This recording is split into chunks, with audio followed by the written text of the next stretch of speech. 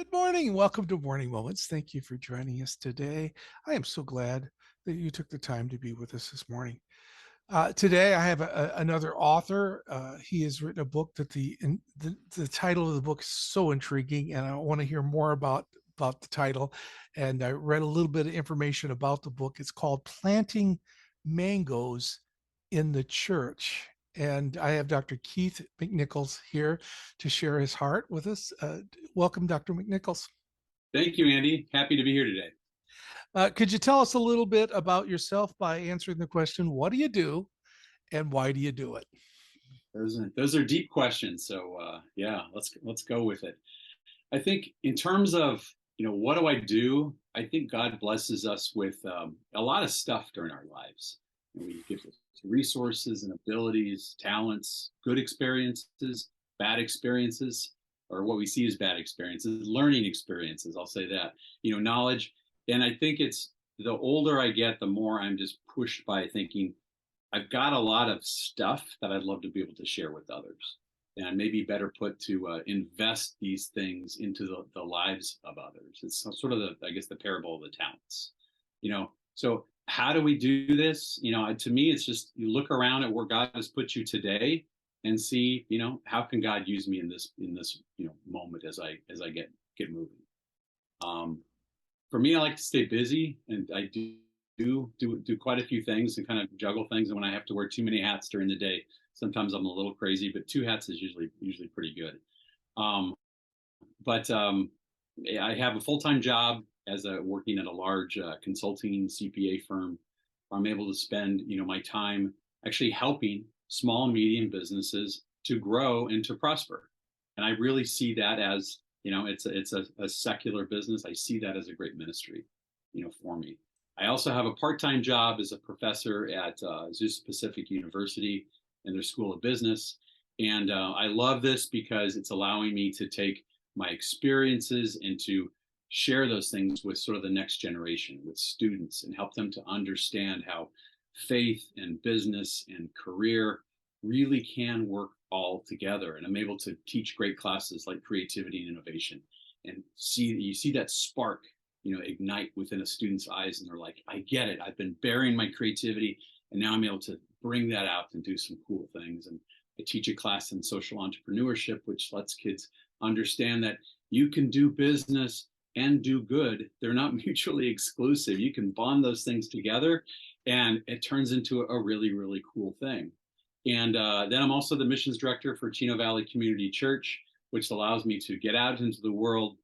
I'm heading back to Africa at the end of May and connect with great partners, also bring those stories and connections back to my own congregation and get them involved in local missions and global missions and any kind of thing. And then I do love to write, love to do other creative pursuits. And so that's why I'm here today, just to talk a little bit about my background in planting mangoes in the church.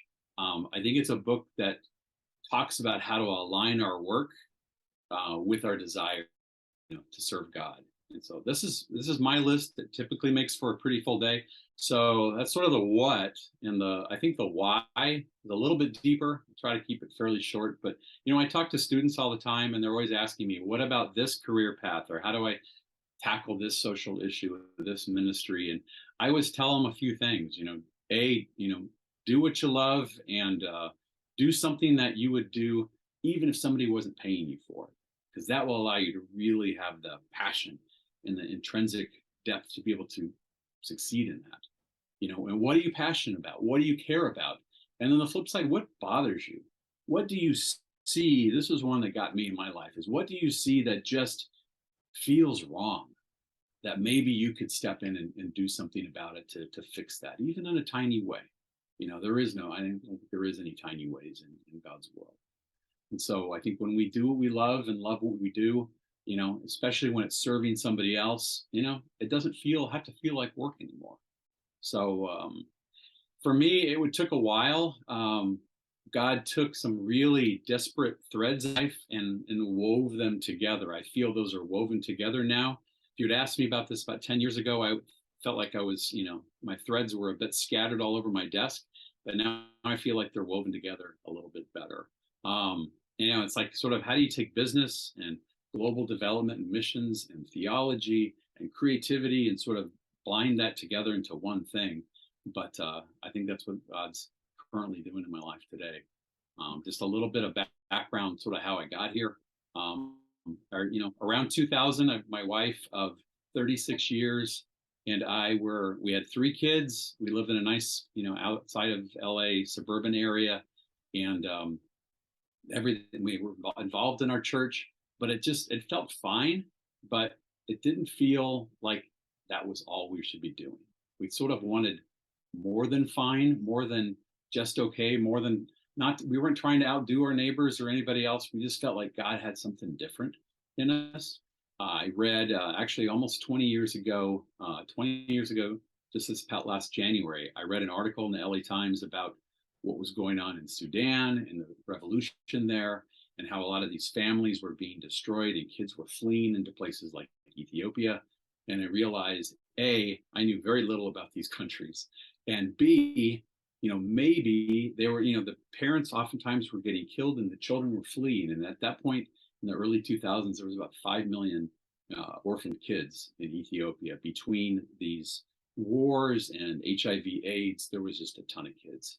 And that was the first time I think God really, that article, just a normal article I was reading it at work, and I actually started reading it. I had to close my door because I started to cry, and I don't cry very often. And that article just really was the turning point for me to see that I can't do something for 5 million kids, maybe one, maybe two, I could help. We have a good home, we have a good family. Why can't we use our family to help to be replacement parents for some of these other kids? And so that's what started it. In 2003, we began adopting kids. And by 2005, we had 8 kids. We were a family of 10. And I said, that's enough. We never moved. We just kept, building higher bunk beds. And it just got, if you can imagine 8 kids running around your house. And so it's the same size house, not that big of a house. I think I had 3 dogs at the time as well. So it was a pretty crazy place. But I still felt, okay, this is great. We're helping these kids. We have a great loving family and very different. And it was kind of showcasing how a multicultural, multiracial family can look like to our community. There weren't a lot of them back then. And it was a beautiful thing. And a lot of people sort of saw what we were doing. And about 20 other kids from Ethiopia ended up moving into Chino Hills to go and live with other families, which was awesome. But sort of back to the story, I still felt I wanted to do something. So while I was in places like Ethiopia, I was getting to know my church brothers and sisters and thinking, what else can we do with you? And so then I got involved in missions and building partnerships beyond the US to help these communities. Initially, it was with children, and then it grew into church planting. And then we just started looking around, and we would see a lot of elderly people who also needed caring for. And there was Compassion and World Vision and other people working with kids, and nobody working with the elderly. And so we started a project with our church partners in Ethiopia to care for the holistic needs of the elderly. And so I just sort of, went from, just a business guy with family to now I've got this big, crazy family, very multicultural. And now I've added onto missions, and I'm like, all right, where's this going, God? Because I really don't know. But I got really involved in the churches in Ethiopia, which led me to get involved with the mission efforts of my own church and take some responsibility there. So I've been involved there for about 15 years. And then I started thinking, well, now I'm kind of learning all this stuff. I'd love to be able to teach these things. And, maybe as a second career, I can teach, university level, or I can go back to Ethiopia, or I can go to Eastern Europe, somewhere else who needs teachers, but I just felt I wasn't equipped. And talked to a friend of mine who was sort of a huge church planter in Ethiopia. And I asked him, I said, all right, Joseph, I'm thinking about going back to school. Should I look at going into theology and maybe being a pastor? And he's like, Keith, you've been doing business for 20. Don't you think God would want you to do something with that 25 years of work? And I found a school, Baki Graduate University, who gave me the flexibility to try to weave these threads together. And while I was there, I was learning from professors and from others involved in the process, and sort of put all of that stuff together and wove it together into Planting Mangoes in the Church, which is sort of a my thesis was developing a story, which you don't want to read the thesis, just read the book. Developing a story framework for communicating the theology of work, because I love this theology of work, what God says about work, what we can do with the work of our hands, and to find a way to sort of, help these churches. Because at this, I always keep my eyes open, particularly when I'm traveling, and I would see a lot of poverty. I would see these churches that were growing, but the people weren't really being helped economically. And I've seen that in the US, in a lot of the more inner city places, and some rural places as well. I've seen that around the world. The church is doing great work bringing the gospel, but it's like, that's great, but don't stop there. Just keep going. What else does God want us to do? Because it's wonderful to be able to serve our communities with our work and with the things that we love to do, and to be a blessing more broadly than the gospel alone. So this is not a replacement of the gospel. This is not a theology of money whatsoever, but it's like just God using what we do and what we're good at to be able to be a blessing to our community. And yeah, a story that I've related to the audiences in Ethiopia, and I can't remember if I put it in the book or not, but it was, in Ethiopia, you get on these buses and you have to cross the Blue Nile, and it goes down, down, down, down, down, and then up, up, up, up, up, and it's usually pouring rain. And so I tell them these stories, and I told this in Ethiopia. I said, okay, you got a bus driver opens his doors. He lets on a professor, mess with my own profession, professor, a business person, and a well-known pastor. They sit down on the bus. Everybody else filters in. And I asked everybody, who's the most important person on the bus? And the answer is, of course, it's the bus driver, because it's his responsibility to safely get those people, to their destination through the rain, through the twisting roads. And just by doing what God wants him to do in that role, he's able to be a blessing to everybody in the bus. Yeah. And so I'll share that with students. I'm like, you're a barista. Make the best coffee that person has ever had that day. Open up that person's day by making a great cup of coffee. And that's the mango and planting mangoes. We all have a mango.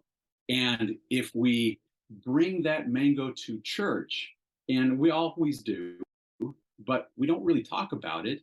And particularly in these more economically sensitive areas, my push is to don't only just bring that mango to church, talk about it, and find maybe just by bringing those people together as a church incubator, you can actually start businesses and start entrepreneurships and things sort of out of that, because you're all coming together as this big network of people.